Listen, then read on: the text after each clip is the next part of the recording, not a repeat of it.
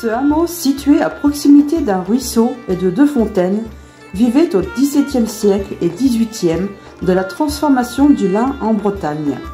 En témoignent au moins 2 buanderies en place en 1837. La structure, divisée en une demi-douzaine d'anciennes unités d'habitation associées au commun et s'ouvrant sur des cours communes, est restée inchangée. 7 logis, dont un logis double, ont été repérés. Le logis double fut construit en 1799 par un paysan et marchand de toile. Le logis 2 datait de 1669, les logis 3, 4, 6 et 7 bâtis à la seconde moitié du XVIIIe siècle, le logis 3 construit en 1600 et enfin le logis 5 datant de la seconde moitié du XVIIe siècle.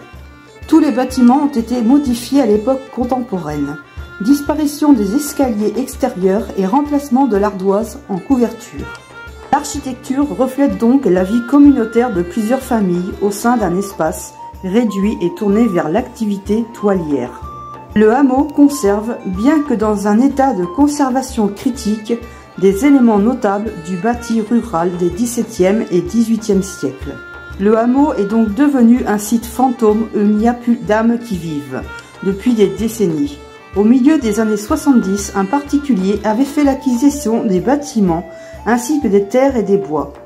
Avec le départ en 1982 des locataires qui exploitaient les terres, le village fut abandonné.